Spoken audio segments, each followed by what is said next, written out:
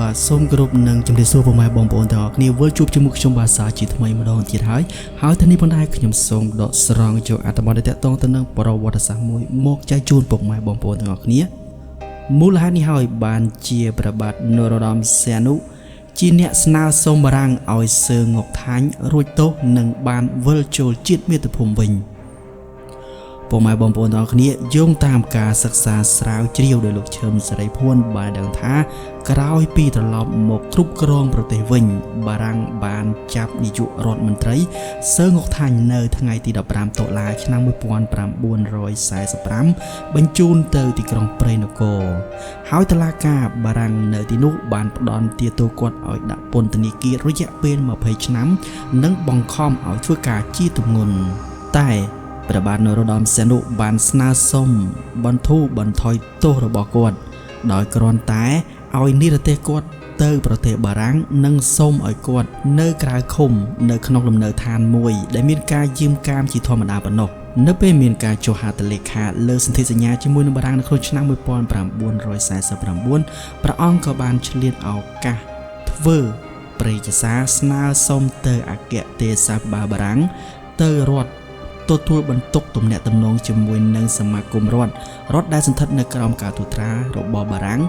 និងទៅប្រធានាធិបតីបារាំងចំនួន4ដងជាបន្តបន្ទាប់ដើម្បីស្នើសុំឲ្យបារាំងលើកលែងទោសឲ្យសើងុកថាញ់ទាំងស្រុងនិងឲ្យគាត់វិលត្រឡប់ចូលជាតិមាតុភូមិវិញព្រះមហាក្សត្រនរោត្តមសីហនុបានលើកហេតុផលនៃការសម្រាលទោសនោះថាដោយសារសើងុកថាញ់ធ្លាប់ជានាយករដ្ឋមន្ត្រីរបស់ព្រះអង្គនៅក្នុងឆ្នាំ1945ពីខែសីហាដល់ខែតុលាជាពិសេសគាត់គឺជាមនុស្សស្និទ្ធស្នាលជាមួយនឹងព្រះបិតានិងព្រះបិតាព្រមទាំងព្រះអាយកានរោត្តមសទ្ធារស់របស់ព្រះអង្គផងដែរព្រះរាជសារទី1ចូលថ្ងៃទី21តុលាឆ្នាំ1949មហាក្សត្រនរោត្តមសីហនុផ្ញើជូនស្នងការនៃសាធារណរដ្ឋបារាំងប្រចាំប្រទេសកម្ពុជាដែលមានខ្លឹមសារជាថាព្រះអង្គសូមផ្ញើជូនលិខិតចម្លងមួយច្បាប់របស់សើងុកថាញ់ដែលបានស្នើសុំអនុញ្ញាតវិលត្រឡប់មកកាន់ជាតិមាតុភូមិវិញនៅក្នុងពេលឆាប់ៗតាមតែអាចធ្វើទៅបានហើយគាត់សន្យាថានឹងឈប់ធ្វើសកម្មភាពនយោបាយទាំងអស់ក្នុងករណីវិលត្រឡប់មកកាន់ជាតិមាតុភូមិវិញគាត់ស្នើសុំឲ្យរាជរដ្ឋាភិបាលបើកប្រាក់ខែរំលឹកប្រាក់ខែរ៉ាប់បែលសរុបរយៈពេល6ឆ្នាំគឺគិតចាប់តាំងពីពេលដែលគាត់ត្រូវបានចាប់បញ្ជូនទៅឃុំឃាំងនៅប្រទេសបារាំងឆ្នាំ1945ដល់ឆ្នាំ1951ឡើងវិញផងដែរដើម្បីយកទៅជួយផ្គត់ផ្គង់ជីវភាពគ្រួសាររបស់គាត់ដែលកំពុងជួបការខ្វះខាតចុងក្រោយនៃព្រះរាជសារនេះព្រះមហាក្សត្រនរោត្តមសីហនុបានស្នើសុំឲ្យស្នងការនៃសាធារណរដ្ឋបារាំងប្រចាំប្រទេសកម្ពុជាជួយអន្តរាគមន៍ទៅរដ្ឋាភិបាលបារាំងដើម្បីឲ្យសើងុកថាញ់បានវិលត្រឡប់ចូលជាតិមាតុភូមិវិញតាមការស្នើសុំរបស់គាត់ផងដែរចំណែកឯសើងុកថាញ់ក៏បានសរសេរលិខិតមួយពីទីក្រុងប៉ារីសមកថ្វាយព្រះមហាក្សត្រសីហនុដោយគាត់បានសម្ដែងនូវការគោរពដ៏ជ្រាលជ្រៅបំផុតចំពោះព្រះអង្គនិងសូមសម្ដែងនូវកតវេទិតាចំពោះព្រះករុណាដែលជួយធ្វើអន្តរាគមន៍ដើម្បីឲ្យបារាំងដោះលែងគាត់ឲ្យរួចពីការឃុំឃាំងនៅក្នុងគេហដ្ឋាននៅទីក្រុងប៉ារីសជាមួយគ្នានោះគាត់ក៏បានស្នើសុំព្រះមហាក្សត្រជួយធ្វើអន្តរាគមន៍ទៀតផងឲ្យគាត់បានវិលត្រឡប់ចូលទៅក្នុងប្រទេសកម្ពុជាវិញដើម្បីផ្ដើមកសាងជីវិតថ្មីជាមួយនឹងប្រពន្ធកូនហើយគាត់សន្យាថានឹងឈប់ធ្វើសកម្មភាពនយោបាយអ្វីទាំងអស់ផងដែរនៅថ្ងៃទី21ខែធ្នូឆ្នាំ1949សើងុកថាញ់បានសរសេរលិខិតមួយទៀតថ្លែងអំណរគុណដល់បដិជគុណដល់ព្រះមហាក្សត្រនរោត្តមសីហនុនៅក្នុងលិខិតនោះគាត់បានទូលព្រះអង្គថាបន្ទាប់ពីគាត់បានទទួលព្រះរាជសារចម្លងរបស់ព្រះករុណាចុះថ្ងៃទី6ខែធ្នូឆ្នាំ1949ដែលផ្ញើជូនលោកស្នងការ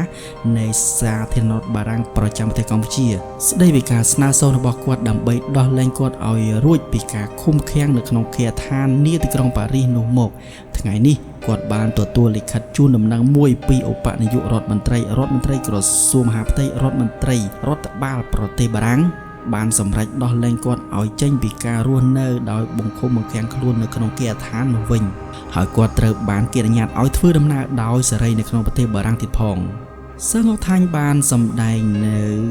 កតវេទិតាដ៏ខ្ពង់ខ្ពស់ចំពោះបកករណាដែលបានជួយធ្វើអន្តរាគមន៍យ៉ាងស្វិតស្វាញរហូតដល់អាញាធរបារាំងព្រមដោះលែងគាត់ដែលជាអ្នកបម្រើព្រះរាជាណាចក្រកម្ពុជានិងមហាក្សត្រដោយស្មោះត្រង់ឲ្យមានសេរីភាពឡើងវិញព្រះរាជសារទី2ចូលថ្ងៃទី23ខែឧសភាឆ្នាំ1950ព្រះមហាក្សត្រនរោត្តមសីហនុផ្ញើជូនលោកស្នងការបារាំងប្រចាំប្រទេសកម្ពុជា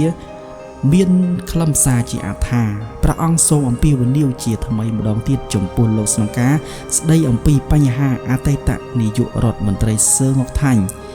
សូមលោកមេត្តាស្នើទៅលោកស្នងការជាន់ខ្ពស់ប្រចាំប្រទេសបារាំងប្រចាំនៅឥណ្ឌូចិន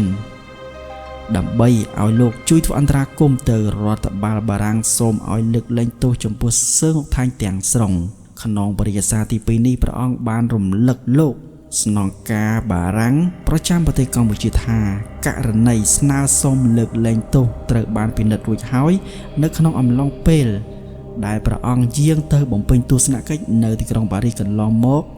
នេះដែលពេលនោះរដ្ឋបាលបារាំងបានយល់ព្រមឈប់ឲ្យមានការតាមឃ្លាំមើលសឺងអុកថាញ់ទៀតហើយរីឯសឺងអុកថាញ់វិញក៏បានសន្យាថានៅពេលដែលត្រឡប់មកកាន់ជាតិមាតុភូមិវិញគាត់នឹងបោះបង់ចោលជាស្ថាពរនៅសកម្មភាពនយោបាយទាំងអស់នៅក្នុងរាជសារទី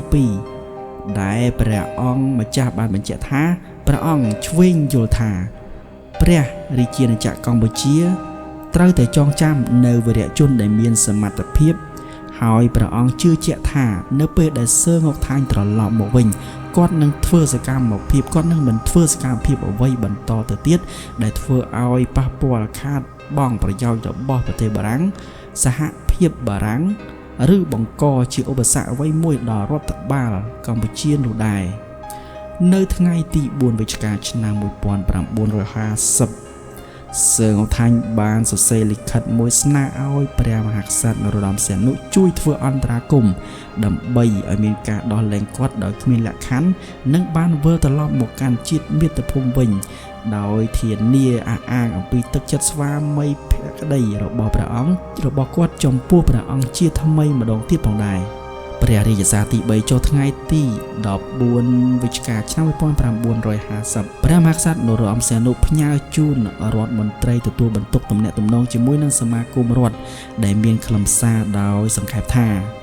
ជាច្រើនលើកមកហើយដែលព្រះអង្គធ្វើអន្តរាគមន៍ស្នើសុំឲ្យអាជ្ញាធរបារាំងលើកលែងទោសចំពោះសឺងអុកថាញ់ជាពិសេសនៅដើមឆ្នាំ1950ខាងមុខនេះសូមឲ្យអាជ្ញាធរបារាំងមេត្តាលើកលែងទោសទាំងស្រុងទៅលើជនកម្ពុជារូបនេះព្រះអង្គសង្ឃឹមថាពេលវេលាបានមកដល់ដើម្បីរំលឹកឡើងវិញអំពីបញ្ហាស្នើសុំឲ្យសឺងអុកថាញ់បានវិលត្រឡប់មកកាន់ជាតិមាតុភូមិវិញដោយឥតលក្ខខណ្ឌព្រះអង្គជឿជាក់ថាការទុកចិត្តរបស់រាជរដ្ឋាភិបាលកម្ពុជានិងសឺងអុកថាញ់នោះត្រូវបានវិតម្លៃជាពិសេសដោយប្រជាជនរាស្ត្រកម្ពុជាទាំងអស់ជាមួយគ្នានោះព្រះអង្គក៏សូមសម្ដែងនៅការសង្ឃឹមនិងដឹងគុណចំពោះរដ្ឋមន្ត្រីបារាំងដែលទទួលទំនាក់ទំនងជាមួយនឹងសមាគមរដ្ឋថាលោកនឹងជួយដោះស្រាយបញ្ហានេះឲ្យបានសម្រេចផងដែរព្រះរាជសារទី4ចុះថ្ងៃទី22មេសាឆ្នាំ1951ព្រះមហាក្សត្រនរោត្តមសីហនុផ្ញើជូនប្រធានាធិបតីបារាំងដែលមានខ្លឹមសារជាអត្ថាលោកប្រធានាធិបតីខ្ញុំសូមអំពាវនាវជាថ្មីសូមលោកប្រធានាធិបតីសណ្ដោប្រណីលើកលែងទោសទាំងស្រុងចំពោះសឺងអុកថាញ់និងសូមឲ្យគាត់វិលត្រឡប់មកកាន់ប្រទេសកម្ពុជាវិញព្រះអង្គបានបញ្ជាក់នៅក្នុងរាជសារទី4នោះថាសំណុំរឿងរបស់សឺងអុកថាញ់បានផ្ញើជូនលោកប្រធានាធិបតីរួចហើយតាមឋានានុក្រមនៅអំណាចខែធ្នូឆ្នាំ1950ហើយព្រះអង្គបានសូមយកការបញ្ជាក់នេះជម្រាបជូនរដ្ឋមន្ត្រីទទួលបន្ទុកទំនាក់ទំនងជាមួយនឹងសមាគមរដ្ឋតាមរយៈលិខិតចុះថ្ងៃទី14ខែវិច្ឆិកាឆ្នាំ1950រួចហើយដែរតបតាមការស្នើសុំម្ដងហើយម្ដងទៀតរបស់ព្រះមហាក្សត្រនរោត្តមសីហនុរដ្ឋាភិបាលបារាំងក៏បានអនុញ្ញាតឲ្យសឺងអុកថាញ់វិលត្រឡប់មកកាន់ប្រទេសកម្ពុជាវិញតែមជ្ឈដ្ឋានខ្លះបានយល់ថាក្រោយពេលដែលសឺងអុកថាញ់បានវិលត្រឡប់មកកាន់ប្រទេសកម្ពុជាវិញគាត់អាចនឹងរងាប់ចិត្តបានខ្លះនៅក្នុងការប្រឆាំងនឹងបារាំងនិងព្រះមហាក្សត្រនរោត្តមសីហនុព្រមទាំងអាចធ្វើឲ្យគណៈបកប្រជាធិបតេយ្យកាន់តែមានរង្គោះរង្គើ បែកបាក់ចុះខ្សោយថែមទៀតផងដែរបាទចាំមិនដែរពុកម៉ែបងប្អូនអ្នកគ្នាមកទោះបានស្ដាប់នៅអត្ថបទដែលទាក់ទងទៅនឹងប្រវត្តិសាស្ត្រនេះសូមបងប្អូនដែលមិនទាន់បានចុច Subscribe សូមចុច Subscribe ដើម្បីទទួលបាននៅអត្ថបទផ្សេងទៀតបាទសូមអរគុណនិងសូមគោរពលា